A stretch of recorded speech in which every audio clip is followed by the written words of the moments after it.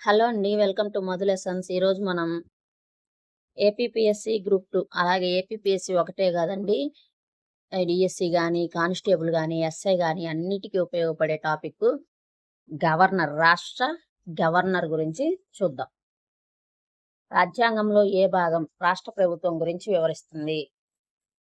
4వ భాగం, 5వ భాగం, 6వ భాగం, 7వ భాగం. ఆన్సరు 6వ భాగం.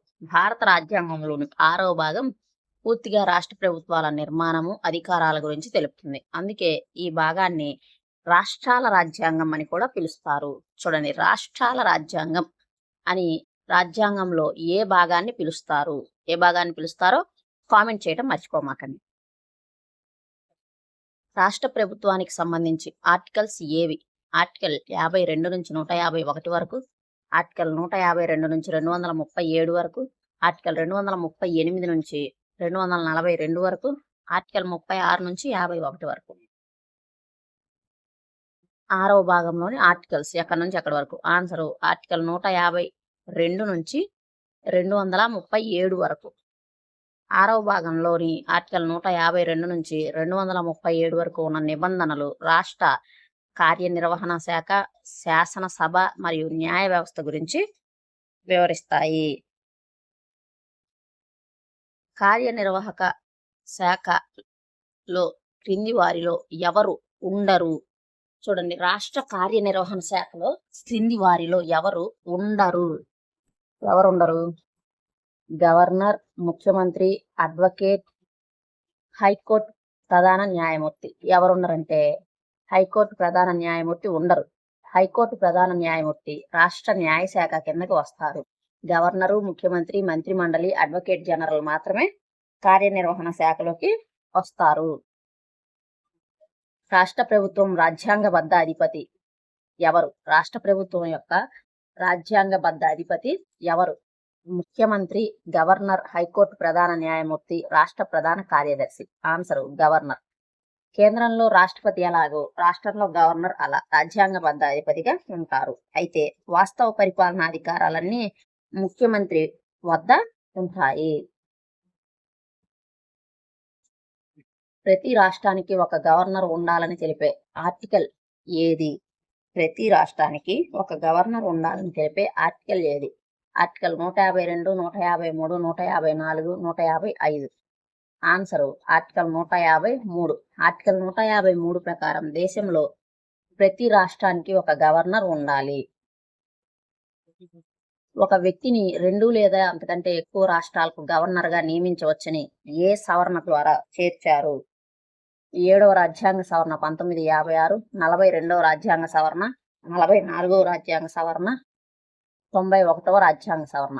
ఆన్సరు 7వ రాజ్యాంగ సవరణ. అసలు రాజ్యాంగం ప్రకారం ఒక రాష్ట్రానికి ఒక గవర్నర్ ఉండాలి, ఒకే గవర్నర్ ఉండాలి. కానీ 1956లో చేసిన 7వ సవరణ ద్వారా ఒకే వ్యక్తిని 1 కంటే ఎక్కువ రాష్ట్రాలకు ఉమ్మడి గవర్నర్గా నియమించే వెసులుబాటు కల్పించారు. రాష్ట్ర గవర్నర్ను ఎవరు నియమిస్తారు? ప్రధానమంత్రి, సుప్రీంకోర్టు ప్రధాన న్యాయమూర్తి, రాష్ట్ర ముఖ్యమంత్రి, భారత రాష్ట్రపతి. ఆన్సర్ భారత రాష్ట్రపతి. ఆర్టికల్ 155 ప్రకారం కేంద్ర మంత్రి మండలి సలహా మేరకు రాష్ట్రపతి తన స్వహస్తాలతో కూడిన ముద్రతో గవర్నర్ను నియమిస్తారు. గవర్నర్గా నియమితులవడానికి కావలసిన కనీస వయస్సు ఎంత? 25 సంవత్సరాలు, 30 సంవత్సరాలు, 35 సంవత్సరాలు, 40 సంవత్సరాలు. ఆన్సరు 35 సంవత్సరాలు. ఆర్టికల్ 157 ప్రకారం గవర్నర్ కావాలనుకునే వ్యక్తి భారతీయ పౌరుడై ఉండాలి. కనీసం 35 సంవత్సరాల వయసు నిండి ఉండాలి. గవర్నర్ పదవీ కాలం గురించి వివరించే ఆర్టికల్ ఏది? ఆర్టికల్ 154, 156, 158, 160. గవర్నర్ గురించి వివరించే ఆర్టికల్ 156. ఆర్టికల్ 156 ప్రకారం గవర్నర్ సాధారణ పదవీ కాలం 5 సంవత్సరాలు అయినప్పటికీ వారు రాష్ట్రపతి విశ్వాసం ఉన్నంత వరకే పదవిలో ఉంటారు. గవర్నర్ తన రాజీనామా లేఖను ఎవరికి సమర్పించాలి? రాష్ట్ర ముఖ్యమంత్రికి, హైకోర్టు ప్రధాన న్యాయమూర్తికి, భారత రాష్ట్రపతికి, కేంద్ర హోంమంత్రికి. ఆన్సరు భారత రాష్ట్రపతికి.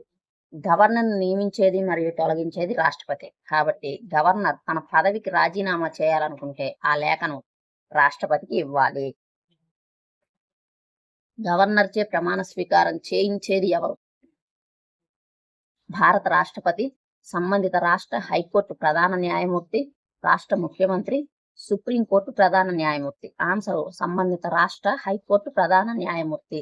ఆర్టికల్ 159 ప్రకారం గవర్నర్ చేత ఆ రాష్ట్ర హైకోర్టు ప్రధాన న్యాయమూర్తి ప్రమాణ స్వీకారం చేయిస్తారు. ఒకవేళ ఆయన అందుబాటులో లేకపోతే ఆ కోర్టులోని సీనియర్ న్యాయమూర్తి చేయిస్తారు. గవర్నర్ జీతభత్యాలను దేని నుండి చెల్లిస్తారు?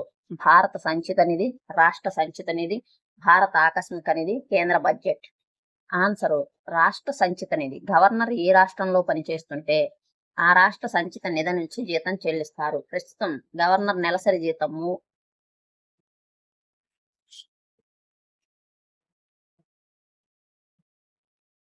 3,50,000 అయి ఉంటది. కానీ గవర్నర్ పదవీ విరమణ తర్వాత ఇచ్చే పెన్షన్ మాత్రం భారత సంచిత నిధి నుండి ఇస్తారు. చూడండి, జీతం అయితేనేమో రాష్ట్ర సంచిత నిధి నుంచి ఇస్తారు. ఆయన రిటైర్ అయిన తర్వాత పెన్షన్ అయితేనేమో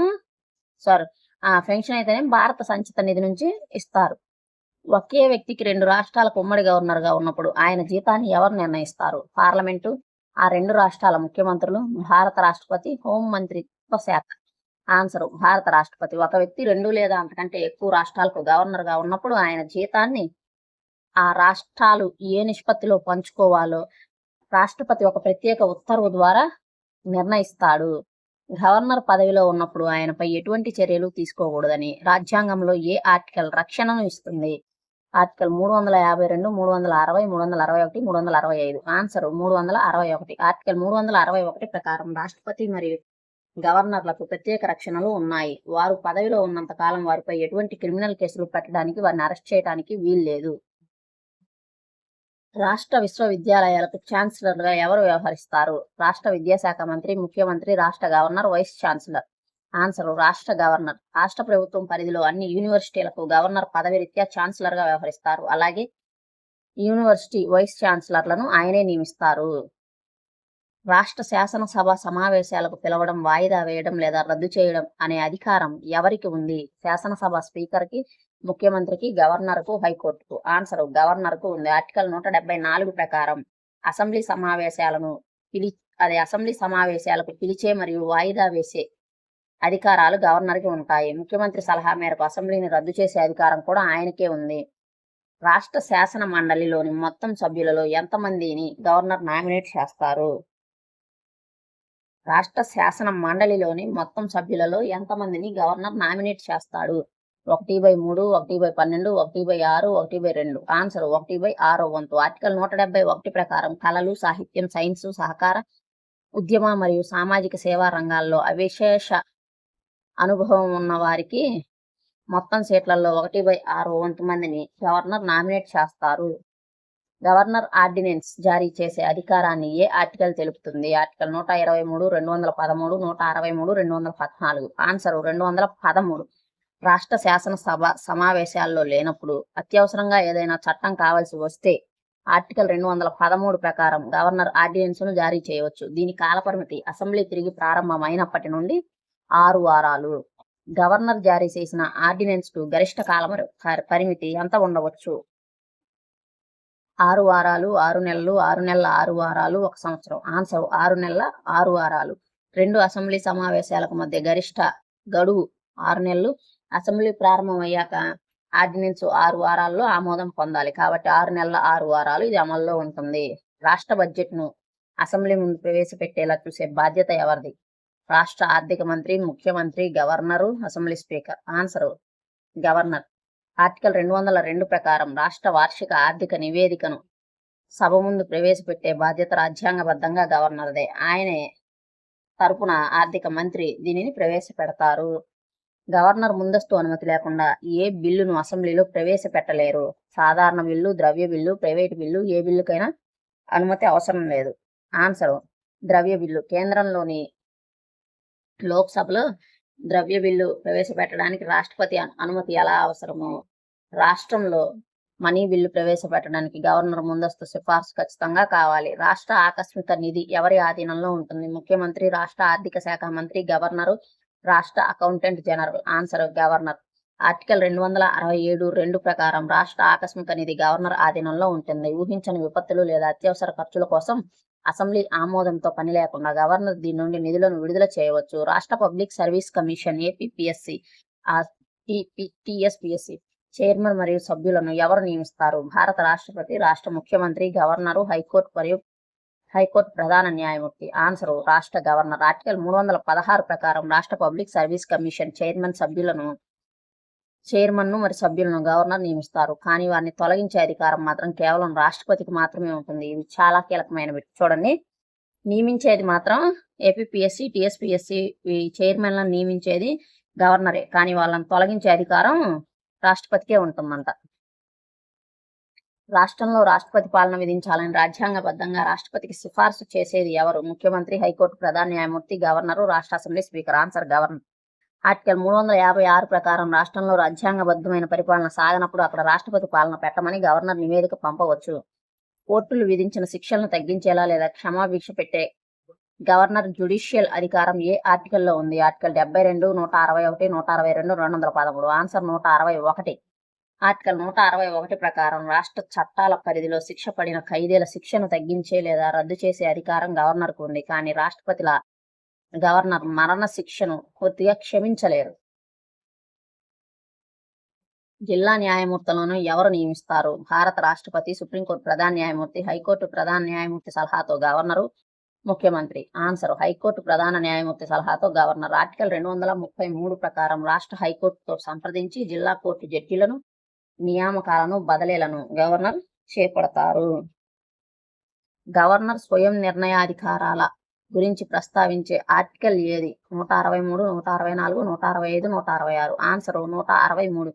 కొన్ని ప్రత్యేక పరిస్థితుల్లో మంత్రిమండలి సలహాతో నిమిత్తం లేకుండా గవర్నర్ తన సొంత విచక్షణతో నిర్ణయాలు తీసుకోవచ్చు. దీనిని ఆర్టికల్ 163(1)లో పేర్కొన్నారు. అసెంబ్లీ ఆమోదించిన బిల్లును రాష్ట్రపతి పరిశీలన కోసం గవర్నర్ రిజర్వ్ చేసే అధికారం ఏ ఆర్టికల్ ద్వారా లభిస్తుంది?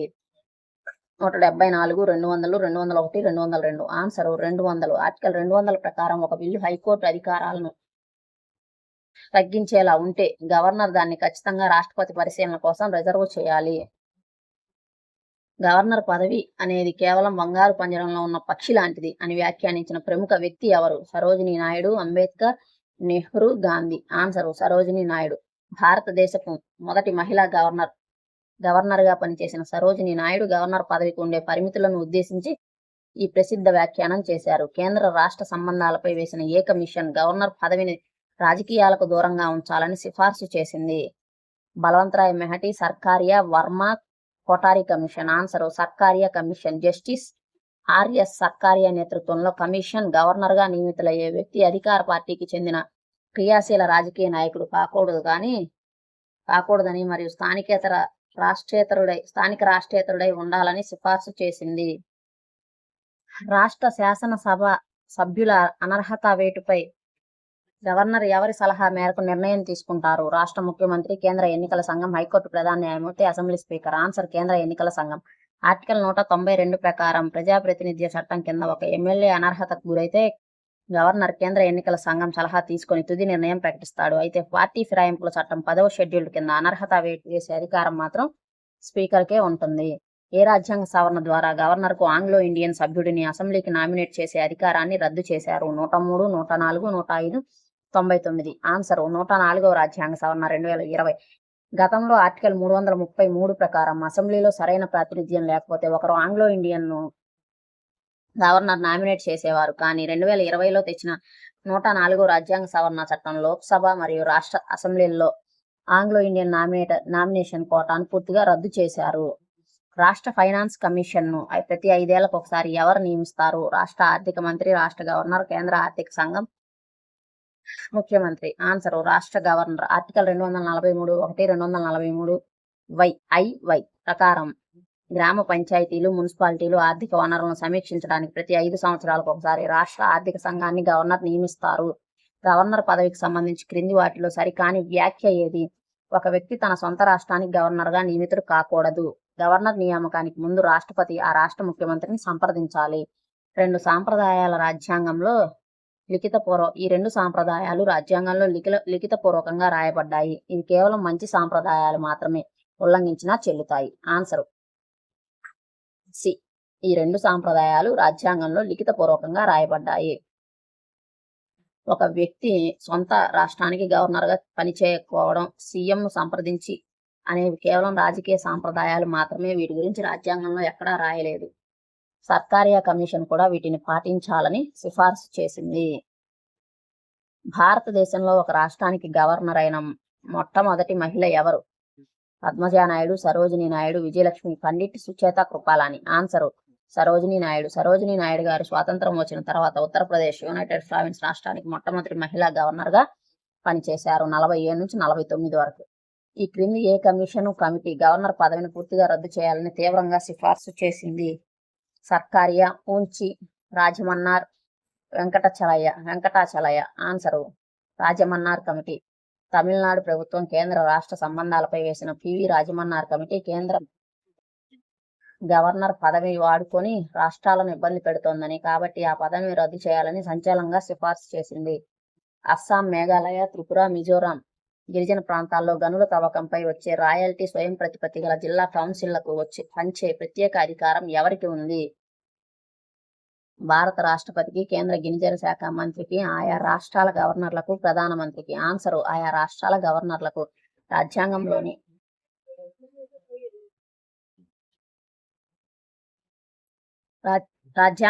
6వ షెడ్యూల్ ప్రకారం ఈ 4 రాష్ట్రాల గవర్నర్లకు గిరిజన ప్రాంతాల పరిపాలన, రాయల్టీ పంపిణీ విషయంలో పూర్తి స్వయం నిర్ణయాధికారాలు ఉంటాయి. గవర్నర్ రాష్ట్రపతి పరిశీలనకు పంపిన బిల్లును రాష్ట్రపతి తిరిగి అసెంబ్లీకి పంపితే అసెంబ్లీ దాన్ని మళ్లీ మార్పులు లేకుండా ఆమోదించినప్పుడు రాష్ట్రపతి ఖచ్చితంగా ఆమోదించాలా? అవును, ఖచ్చితంగా. లేదు, రాష్ట్రపతి నిరాకరించవచ్చు లేదా తన వద్దే ఉంచుకోవచ్చు. పార్లమెంటుకు పంపాలి, సుప్రీంకోర్టు సలహా తీసుకోవాలి. ఆన్సర్ లేదు, రాష్ట్రపతి నిరాకరించవచ్చు లేదా తన వద్దే ఉంచుకోవచ్చు. ఆర్టికల్ 201 ప్రకారం రాష్ట్రపతి వద్దకు వెళ్లిన రాష్ట్ర బిల్లును రాష్ట్రపతి ఎన్నిసార్లైనా తిరస్కరించవచ్చు. కేంద్ర బిల్లుల వలె కాకుండా రాష్ట్ర బిల్లుల విషయంలో రాష్ట్రపతికి సంపూర్ణ వీటో అధికారం ఉంటుంది. రాష్ట్రంలో అవినీతి నిరోధక సంస్థలైన లోకాయుక్త ఎవరు నియమిస్తారు? హైకోర్టు ప్రధాన న్యాయమూర్తి, ముఖ్యమంత్రి, గవర్నరు, హోంమంత్రి. ఆన్సరు రాష్ట్ర గవర్నర్. ముఖ్యమంత్రి, హైకోర్టు ప్రధాన న్యాయమూర్తి, అసెంబ్లీ ప్రతిపక్ష నాయకులతో కూడిన కమిటీ సిఫార్సు మేరకు లోకాయుక్తను గవర్నర్ నియమిస్తారు. గవర్నర్ రాజ్యాంగబద్ధంగా ఎవరికి ఏజెంట్గా వ్యవహరిస్తారు? రాష్ట్ర ప్రజలకు, కేంద్ర ప్రభుత్వానికి, సుప్రీంకోర్టుకు, ఏ సభకు కాదు. ఆన్సర్ కేంద్ర ప్రభుత్వానికి, అంటే రాష్ట్రపతికి. గవర్నర్ పదవి ద్వంద్వ పాత్ర పోషిస్తుంది. ఒకటి రాష్ట్రానికి రాజ్యాంగ అధినేతగా ఉండటం, రెండోది కేంద్రానికి మరియు రాష్ట్రానికి మధ్య వారధిగా రాష్ట్రపతికి ప్రతినిధిగా పనిచేయడం. రాజ్యాంగంలోని ఏ ఆర్టికల్ ప్రకారం గవర్నర్ రాష్ట్ర శాసనసభను ఉద్దేశించి ప్రసంగం చేస్తారు? ఆర్టికల్ 175, 76, 80, 167. Answer article 176.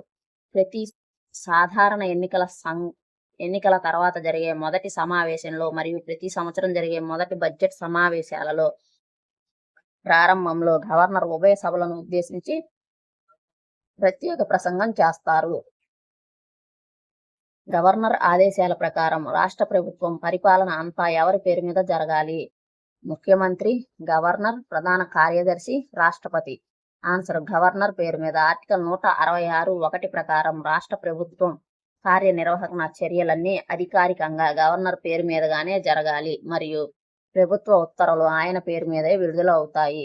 కింది ఏ కేసులో సుప్రీంకోర్టు గవర్నర్ పదవి అనేది కేంద్ర ప్రభుత్వ ఉద్యోగం కాదు, అదొక స్వతంత్ర రాజ్యాంగ పదవి అని తీర్పునిచ్చింది? SR Bommai case, Hargovind versus Raghukul Tilak case, Kesavananda Bharati case, Maneka Gandhi case. Answer Hargovind versus Raghukul Tilak case. Governor కేంద్ర ప్రభుత్వానికి లోబడి పనిచేసే ఉద్యోగి కాదని, అది పూర్తిగా స్వతంత్రంగా రాజ్యాంగ హోదా అని సుప్రీంకోర్టు చారిత్రక కేసులో స్పష్టం చేసింది. రాష్ట్రంలో కొత్తగా ఏర్పాటైన అసెంబ్లీలో తాత్కాలిక స్పీకర్ లేదా ప్రొటెం స్పీకర్ను ఎవరు నియమిస్తారు? సీనియర్ ఎమ్మెల్యేలు, పాత స్పీకర్, రాష్ట్ర గవర్నర్, ముఖ్యమంత్రి. రాష్ట్ర గవర్నర్ కొత్తగా ఎన్నికైన ఎమ్మెల్యేల చేత ప్రమాణ స్వీకారం చేయించడానికి సభలో అత్యంత సీనియర్ సభ్యుడిని ప్రొటెం స్పీకర్గా గవర్నర్ నియమిస్తాడు. ఉమ్మడి ఆంధ్రప్రదేశ్ రాష్ట్రానికి సుదీర్ఘకాలం గవర్నర్గా పనిచేసిన వ్యక్తి ఎవరు? ESL Narasimhan, Kumudben Joshi, ND Tiwari, Rangarajan. Answer Narasimhan, ESL Narasimhan. ESL Narasimhan garu 2009 నుండి 2019 వరకు ఉమ్మడి ఆంధ్రప్రదేశ్కు, ఆ తర్వాత విభజన అనంతరం ఏపీ మరియు తెలంగాణ రాష్ట్రాలకు ఉమ్మడి గవర్నర్గా అత్యధిక కాలం సేవలు అందించారు. 2007లో కేంద్ర రాష్ట్ర సంబంధాలపై వేసిన ఏ కమిషన్ గవర్నర్ను తొలగించడానికి కూడా పార్లమెంట్లో ఇంపీచ్మెంట్ దోషారోపణ తీర్మాన పద్ధతి ఉండాలి అని సిఫారసు చేసింది. Justice MM Punchhi, Sarkaria commission, Kelkar committee, Dinesh Goswami committee. Answer MM Punchhi commission. రాష్ట్రపతి ఎప్పుడు పడితే అప్పుడు గవర్నర్ను తొలగించకుండా వారికి 5 ఏళ్ల పదవీకాల భద్రత కల్పించాలని, తొలగించాల్సి వస్తే పార్లమెంటు లేదా శాసనసభల ద్వారా దోషారోపణ తీర్మానం ప్రవేశపెట్టాలని పూంచి కమిషన్ సిఫార్సు చేసింది. ఎన్నికలలో ఏ పార్టీకి స్పష్టమైన మెజార్టీ రానప్పుడు ముఖ్యమంత్రిని ఎంపిక చేసే విషయంలో గవర్నర్కు ఉండే అధికారం ఏమిటి? తప్పనిసరి స్వయం విచక్షణ అధికారం, రాష్ట్రపతి ఆదేశాల అధికారం, సుప్రీంకోర్టు గైడ్లైన్స్ అధికారం. ఆన్సర్ స్వయం విచక్షణ అధికారం. అసెంబ్లీలో ఏ పార్టీకి స్పష్టమైన బలం లేనప్పుడు స్థిరమైన ప్రభుత్వాన్ని ఏర్పాటు చేయగల సామర్థ్యం ఎవరికి ఉందో తన విచక్షణతో ఆలోచించి సీఎంను ఎంపిక చేసే అధికారం గవర్నర్కి ఉంది. రాష్ట్ర శాసనసభ సభ్యుల ప్రమాణ స్వీకారం గురించి తెలిపే రాజ్యాంగ ఆర్టికల్ ఏది? ఆర్టికల్ 188, 164, 170, 190. Answer article 188. ఆర్టికల్ 188 ప్రకారం కొత్తగా ఎన్నికైన ఎమ్మెల్యేలు సభలో అడుగుపెట్టే ముందు గవర్నర్ సమక్షంలో లేదా ఆయన నియమించిన వ్యక్తి సమక్షంలో ప్రమాణ స్వీకారం చేయాల్సి ఉంటుంది. గవర్నర్ ఒక బిల్లును తిరస్కరించే వీటో అధికారాన్ని ఏ ఆర్టికల్ తెలియజేస్తుంది? ఆర్టికల్ 111, 200, 213, 161. Answer article 200.